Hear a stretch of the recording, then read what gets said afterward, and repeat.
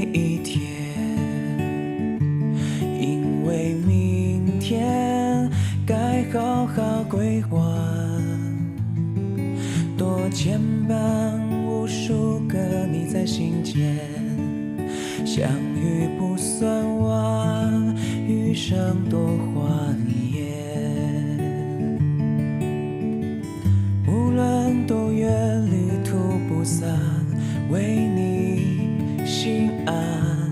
当困扰领悟，爱怕一生短。无论多难，因你勇敢，陪你闪耀。当白云飘飘，有蓝天看到。啦啦啦啦啦啦，怀念最美一天，因为明天该好好规划。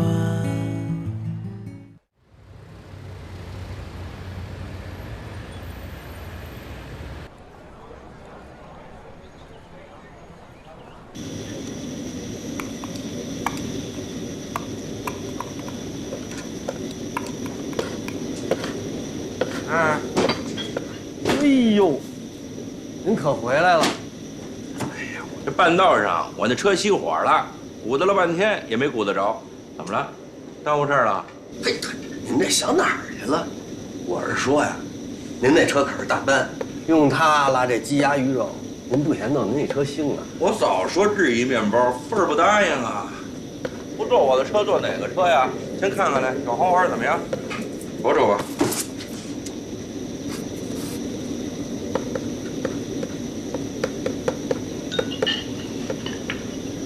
怎么了？买砸了？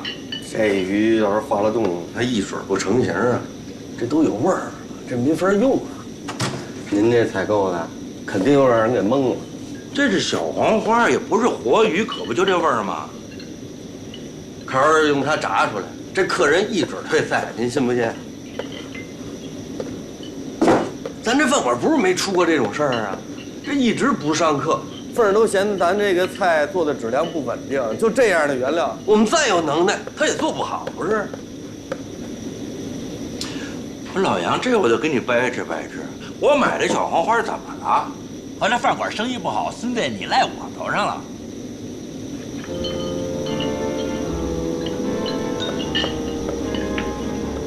不是，你问我，我不得说实话吗？说的是实话吗？又怎么了？又怎么了？又动不动就给我甩片汤话。那行，我告诉你老杨，我忍你不是1天2天了。行了，您还别忍了，我走行不行？行，还来劲了你先，你跟我打工的，你知道吗？我不干了，走了，行了不行？你还别忍了，行不行啊？杨哥，您别着急哈，那个是他不对，全是他不对，看在我的面子上，你别跟他一般见识啊。那凤儿，赶紧结账，我帮忙帮到现在，可以了吧？我看出来了，有他在没个好。别，杨哥，你现在别说这气话，您这要是走了，我怎么办？这饭馆怎么办呀？那这么着，你现在麻利找人，我再给你1个月的时间，到了月底我就走，行不行？不是，杨哥，您说的简单，我上哪儿找您这么好的厨子呀？而且您要是走了，您就眼睁睁看着咱们这馆子就这么倒了。要不这样好不好？马上就要到旺季了，今年旺季如果生意还好不起来，您就走您的，我绝对不拦着。但如果生意好起来了，真的，再帮我几个月行吗，杨哥？杨哥就看在我的面子上，行吗，杨哥？凤儿，我全都是看你样。我跟你说，嘿，气我根儿疼。我知道。行吧，就这么着吧。一言为定。谢谢杨哥。什么人头？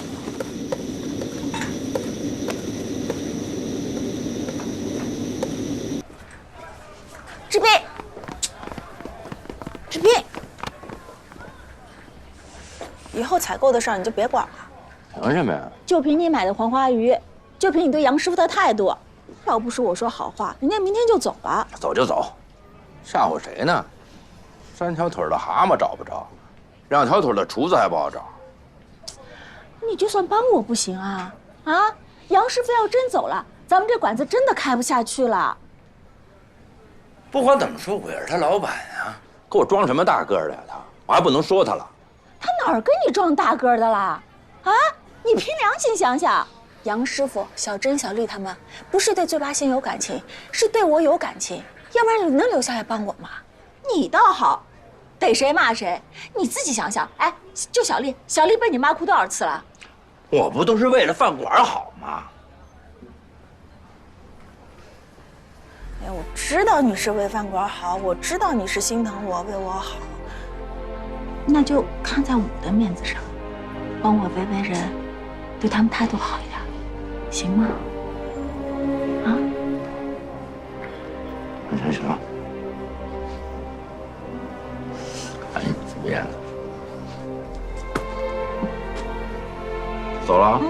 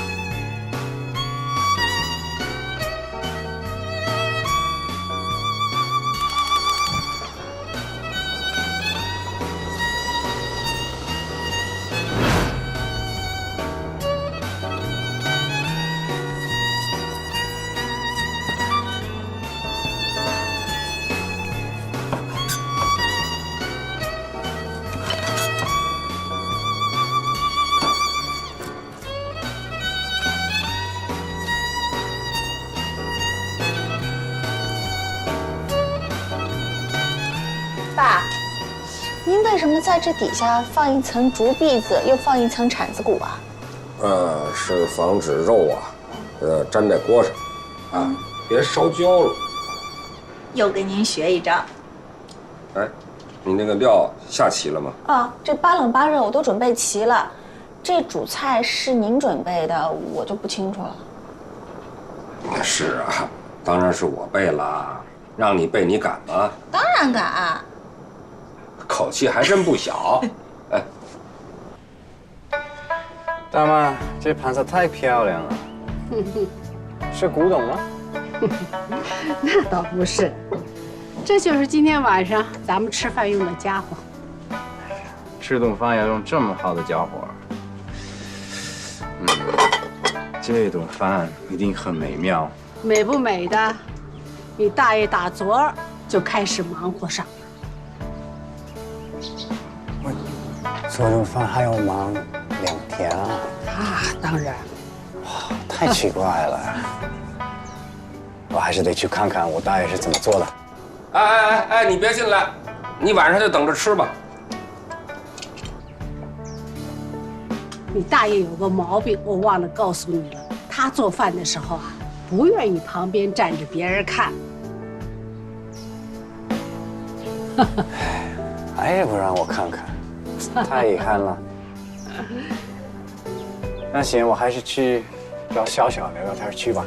去。行，来吧。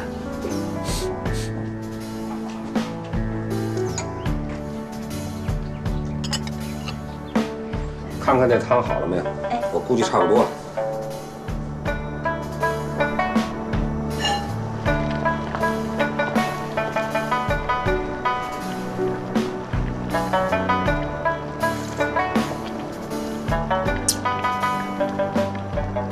爸，这汤真鲜呀！这酥造肉啊，靠的就是这酥造汤。这酥皂汤是不是跟一般的高汤不一样啊？闻出来了。那我问问你，怎么不一样法？您加了中药了？嘿，鼻子还真尖。我那里放了丁香、肉桂、砂仁、甘草、豆蔻、广皮、桂皮，一共9味中药。是不是每味中药的剂量都得精准？那当然了，你放多了真成中药了。那个根据不同的季节，那得调配，这里学问大。您给我说说呗。哎呀，现在哪有时间呢？有空再说。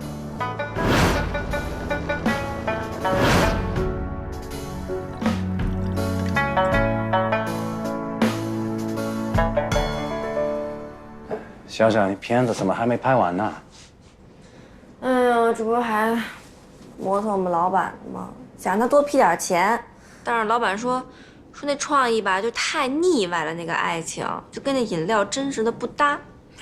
他根本不懂啊，这是浪漫化的夸张，是一种幽默呀。没错。哎，说到了爱情啊，我特别好奇，你奶奶是个大哥哥，你爷爷是个处子啊，那他们是怎么爱上的呀？这我哪知道啊？你要想知道，你问我奶奶去啊。那天我请吃饭的时候，我就问了一句，结果被你奶奶爷爷开玩笑岔过去了。那是不想告诉你吧？不过你要真想知道，这事儿就得问我奶奶。嗯，那你奶奶的事情你不知道？嗯，那你小姑的事儿，总该有知道一点吧？我小姑怎么了？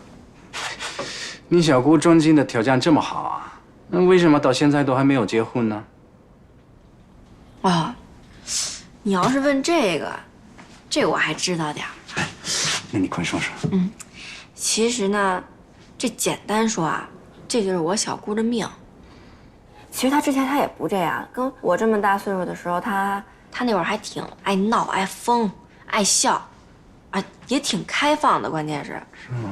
可惜啊，这大学的时候，她爱上一不该爱的人，就受伤了呀。这一次给伤彻底了，伤透透的。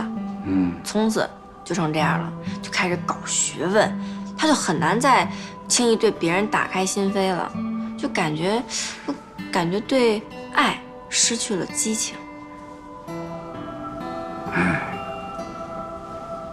哎，那小小，那你能不能告诉我，他的初恋悲剧是什么样的？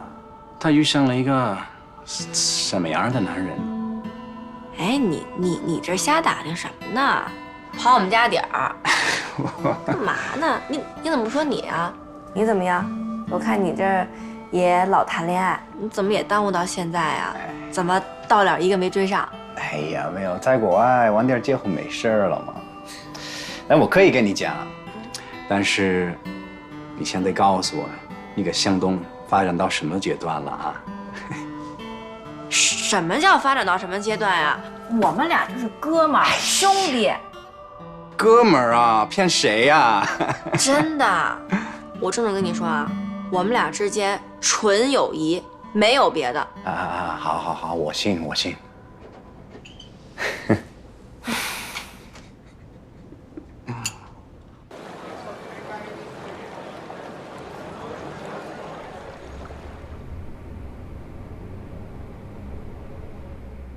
大妈、张静、大哥、三哥、小小、文具，你们知道吗？为了这顿饭，我都等了好几天了，我太高兴了。来，大妈，一定要薄礼啊，还请您笑纳。哎呦，您太客气了。因为我知道不能空着手吃请啊，这是一个北京的老理儿。戴维，你住进这院子啊，那老理儿多了去了啊，你且学呢。哎，妈，人家外国人的礼节呀，收到礼物必须当面打开。哦，还有这一说啊？我不知道。好，打开。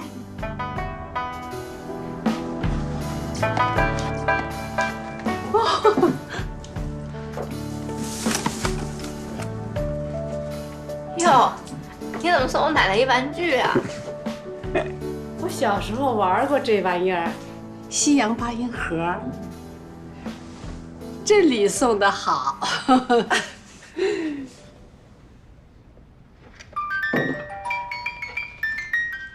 哎呀，真好玩儿！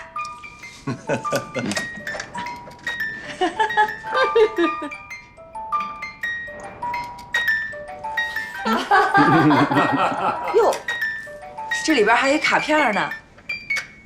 妈，您看啊，祝大爷大妈永远浪漫，恩爱100年。都老夫老妻了，100年可不敢想。妈，您和爸必须100年啊！必须100年。哎，我们的呢，你赶紧的呀！哎呀，放心啊，每个人都有份儿。哎呦，谢谢。哎呦，谢谢谢谢。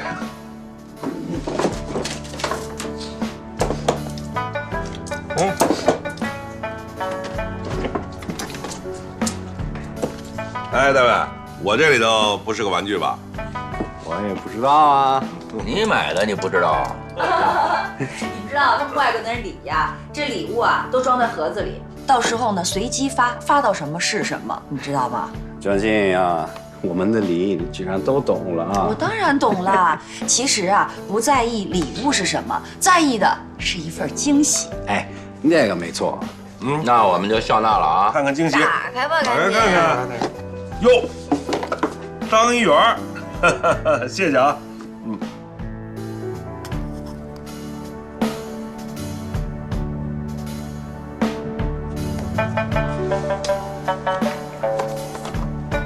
哟，啊哈！看我这个。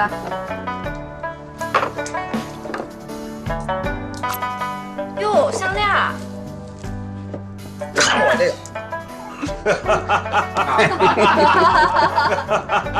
你真不知道吗，大卫？怎么到我这是袜子呀？诚心的吧你？穿上它不踩你吗？妈，咱们上桌吧。啊，好，大卫，来，吃饭了。哎，行，大卫，大卫，今天啊，我再教给你一个老北京的礼节啊。今天啊，你是主宾，你呢要坐在主位，要坐北朝南，冲着门口坐。一等陪席的是我爸我妈，坐在东边。我、你三哥还有劲儿他们，我们几个坐在西边陪你，我们属于2等陪的。有这样的啊！我又学到了一个北京人的礼仪，太棒了啊！来，妈，来，大卫，请上菜。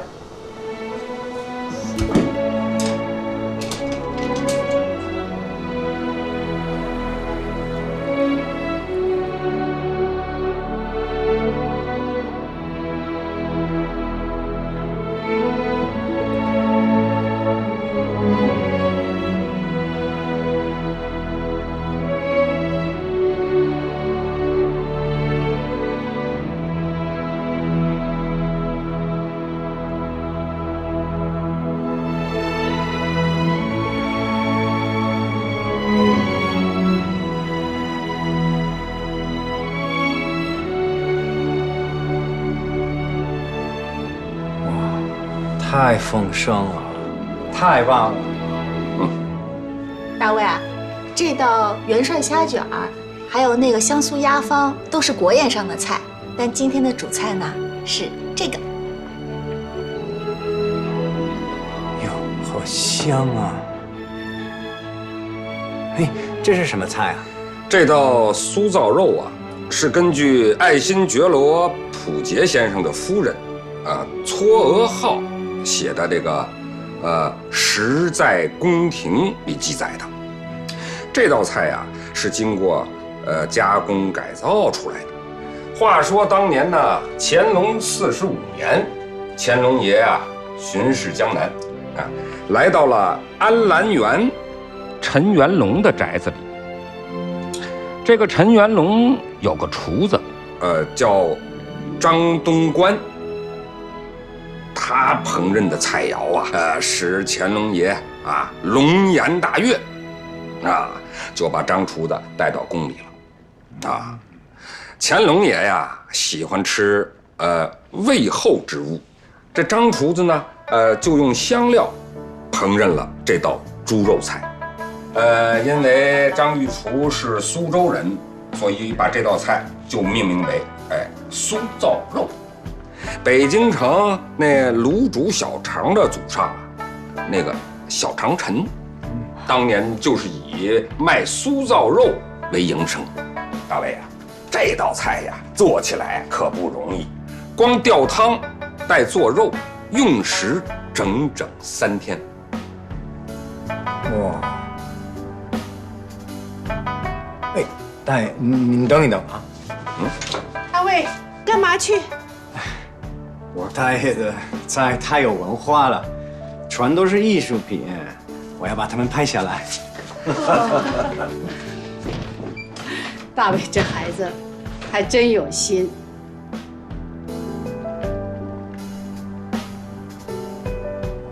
哎呀，三儿，不瞧咱爸这手艺，这文化，当然求着教你都不学。说你这人份儿想学吧，爸不教。嘿，别挑事儿啊！我们家一个做的，一个吃的就够了。爸，要不你就多教教份儿。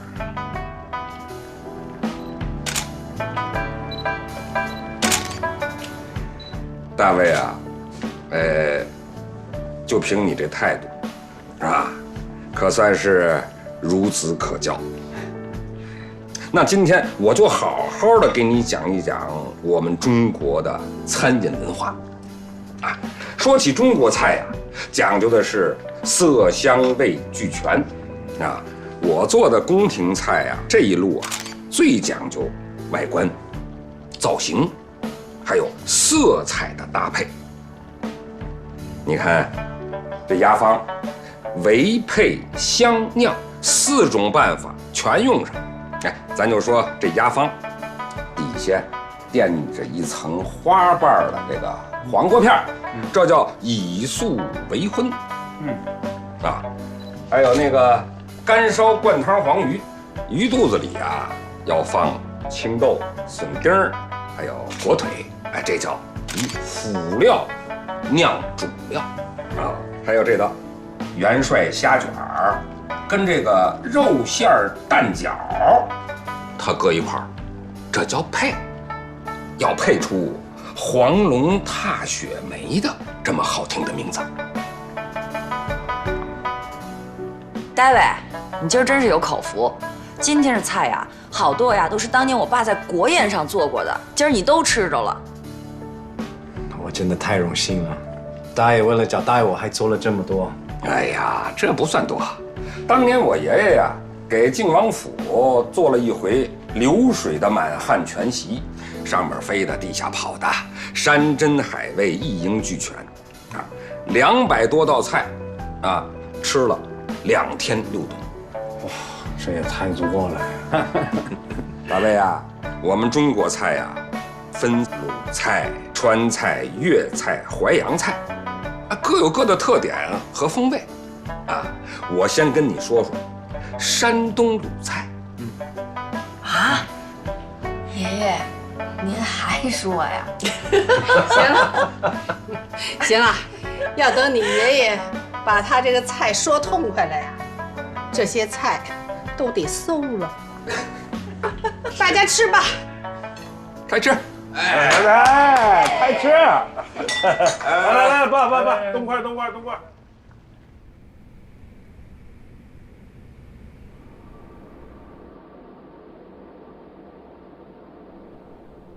哎呦，为这顿饭忙活了3天，要是没有大卫这一声好，你都冤死了。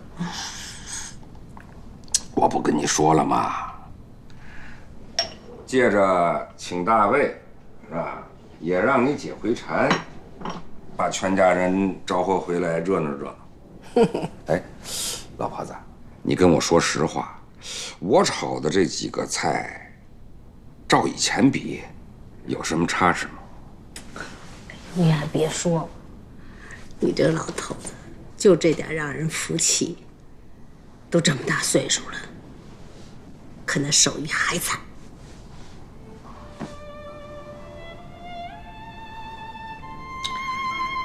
哎呀，怎么说？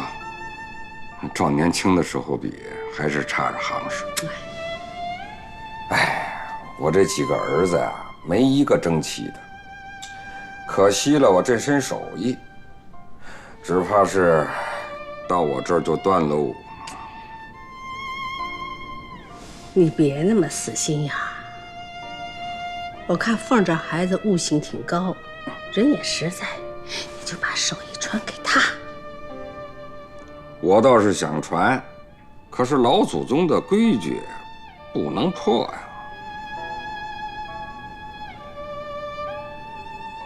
要说老爷子的手艺啊，那全北京城还真没有人比得上他。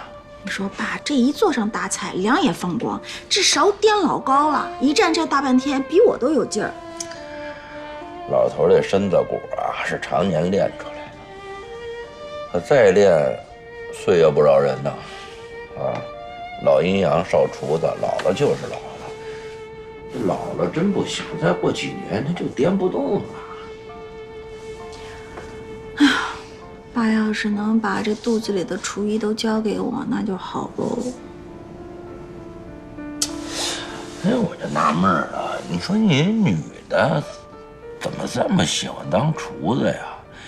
也挣不了仨瓜俩枣的。我也真纳闷了，你怎么就这么瞧不上你爸那手艺呢？让我颠大勺去啊，当碎催伺候人，这活我干不了，我随我妈了。任何行业干到尖儿上呀，这一辈子不愁吃不愁穿，受万人敬仰，就像老爷子一样。这叫万人敬仰啊！要到他那份儿上，得遭多少罪啊？到了还凑合，要没到呢，不就是一催本吗？打下手的，跟跑堂的有什么区别啊？老爷子要把手艺传给我呀，我就做得到。让老头把手艺传给你，那可难了。也是，往常做菜呀，我都看着，这一到关键的时候，你不告诉我。就像今天这酥糟肉里，我问他肉和药的比例，哎，他就怎么样都不告诉我。每行有每行的规矩。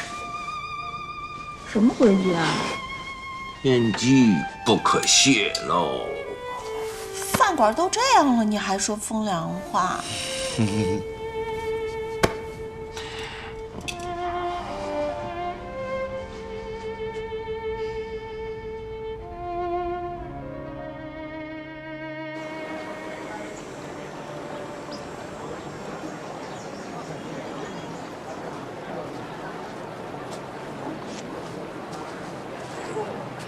哥，怎么了？你这儿那么深沉呀？今儿？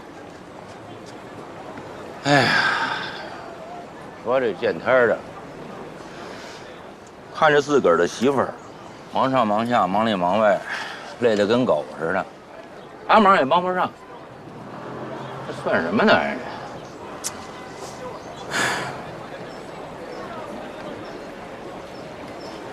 哥，你也甭埋汰自己。哎，怎么就没帮上忙啊？我这见着天帮他拉客，您瞅我这脸让太阳晒的，更别说您了，您是打死不进厨房的主，这不为了老爷子，为了嫂子，这不也破了例了吗？都谁说打死不进厨房？我说的是打死不上灶台，不碰锅勺。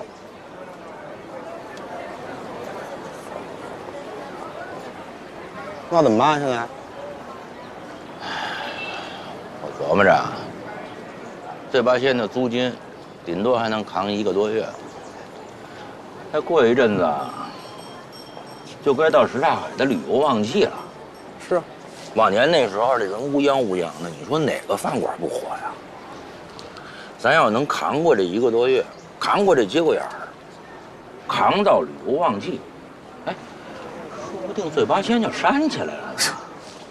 你说吧，你自己都说咱扛不到旺季了都，得想辙呀。咱是干嘛的？咱租房子呢？对呀。啊。与其耗在饭馆，还不如用咱俩的长处杀出一条血路来。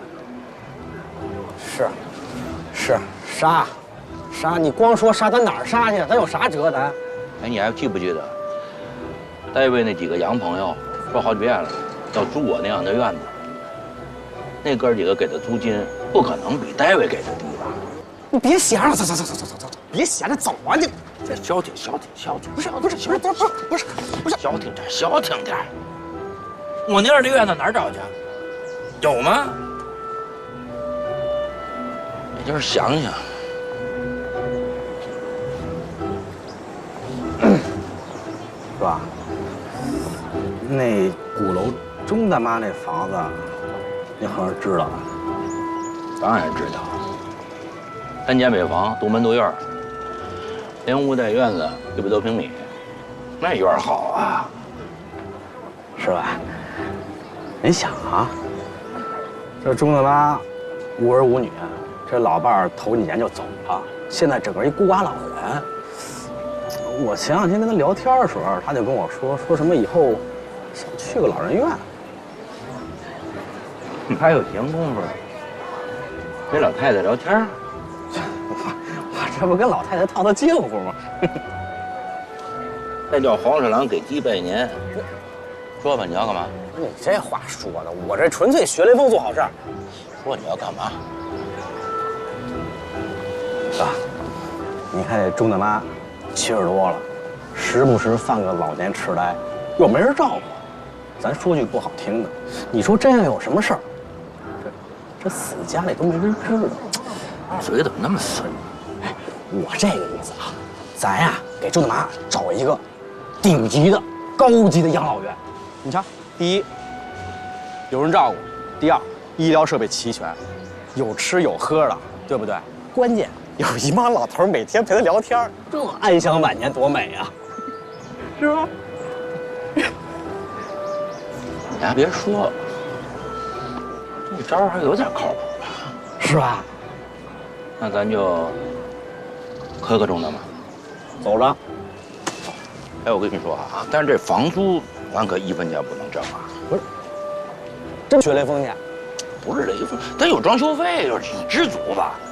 赚人孤寡老人的钱，这都缺德吗？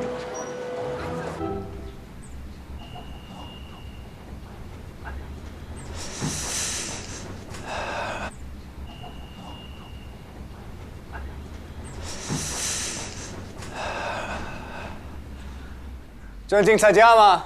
谁呀？我。哟，戴维，找我有什么事儿吗？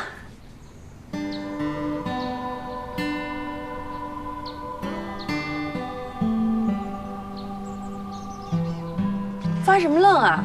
哦，没什么。对了，你今天不是休息吗？嗯。然后你看，天气又这么好，我听小婶说你也是一个摄影爱好者呢。没错儿。那你有没有兴趣跟我一起去采风？采风？行啊。你想拍什么？哎，北京这座古老城市可以拍的太多了。这倒是。你看啊，故宫、北海、颐和园、景山、天坛，这可都是极具中国特色的宏伟建筑。你想拍这些吗？那倒是没有。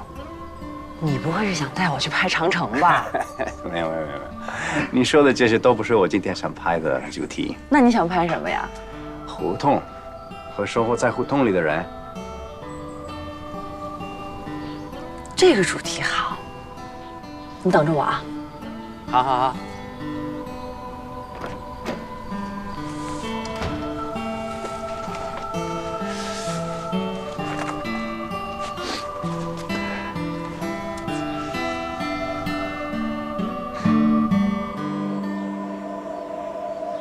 大妈，哎呦，真是有些日子没看见了，你还真精神，这气色啊，哪像80的呀？哎，这是小辈儿的一点心意，您可千万别客气啊。我说啊，你谁呀？啊？钟大妈，您都不认识我了？我斌子呀，庄稼老三，什刹海小坏三儿。啊，三儿啊！哎，你都长这么大，结婚了？哎呦，好嘛，我儿子的百天儿，您还到家喝酒去了呢？是，您不会假装不认识我吧？哪儿呢？我当然认识你了，你不就是庄稼老三儿吗？对了，你还砸了我们家好几个瓶子。对，哎呦，多少年的事儿了，大妈还记着？是，好的没记住，这不好的全记着呢。去，别打岔。三儿啊，啊，你怎么就想起来看我了？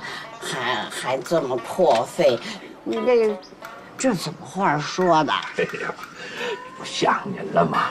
这不是猴子吗？他跟我说，是这阵子老陪着您聊天，说您身子骨不好。我一听就急了，我说钟大妈那是看着我长大的，哪能没人管呢？是，咱不管谁管？是，大妈，我哥呀真是这么说的。算你小子有良心。大妈，其实啊，我早就应该来了。就咱们这些老街坊里啊，您是对我最好的，和我们家走的也是最近的。您还记得吧？我小时候老到您家里来啊，帮您干家务，买白菜呀、搬蜂窝煤呀、换煤气罐子，您还记得吧？记得，有这么回事。哎呀，一说这些啊，我就想起钟大爷来了。我小时候可没少蹭钟大妈家的饭。哎呦，钟大爷那烤那白薯啊，蒸的那个榆树钱的窝头真好吃。这可惜了，这怎么说走就走了呢？他走了，享福去了，把我一人撂这儿了。哎，不会的，不会的啊，大妈，您不是还有俩儿子呢吗？啊，得嘞，我给你们沏茶去。别，千万别动，您可别动，千万别动，不喝茶，我们俩就是陪您聊聊天啊，给您解解闷儿。好，那咱们就说说话。哎。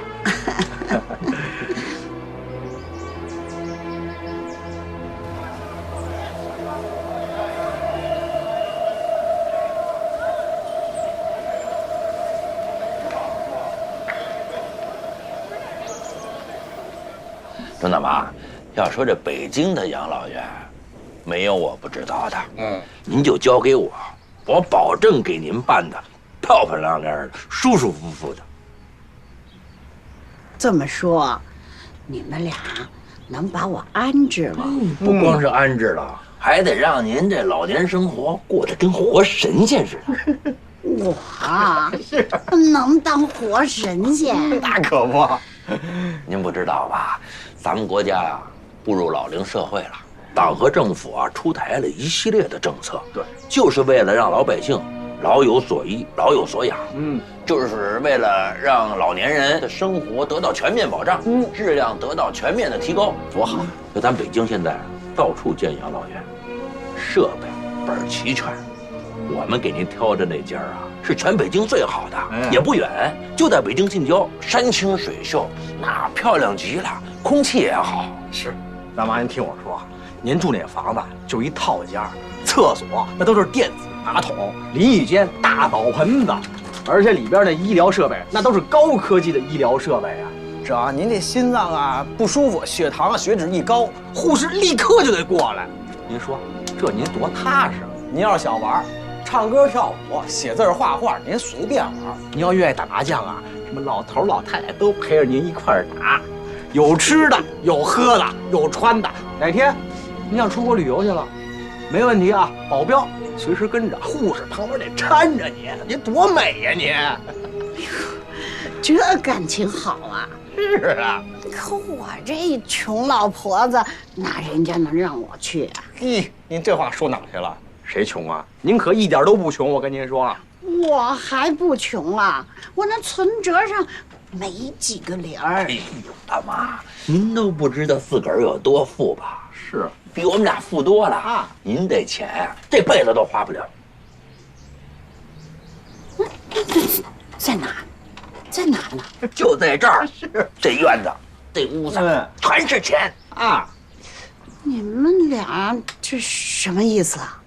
大妈，实话跟您说了吧，我们哥俩来呀，就是来帮您租您这屋子和这院子来了。只您愿意，养老院立马入住。就每月租房子的这钱，我跟你讲，花不完啊！飞禽走兽云中雁，陆地牛羊海底鲜，敞开了吃，敞开了点，花不完，还有富裕。你说的这真的假的？别跟这儿忽悠我！大妈，忽悠谁我也不敢忽悠您呐！您是看着我长大的，您是我亲大妈，您就放心吧，交给我，一定漂漂亮亮的。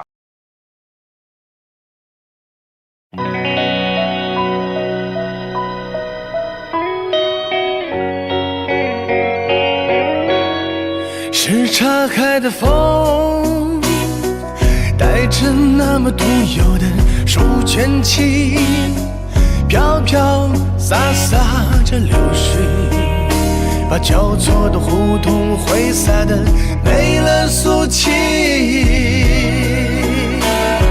是岔开的夜，有着那么热情的烟火气，红红火火的吆喝，京城的金龟衔着上了地气。是岔海的冬，总有那么欢喜的剧情，兴高采烈的北风，让什刹海的冰面充满了孩子气。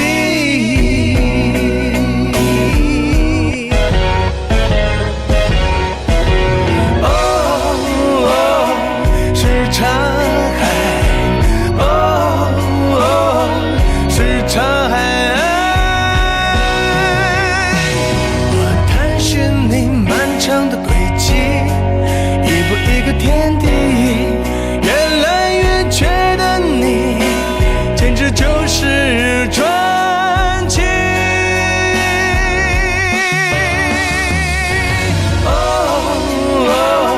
是岔海，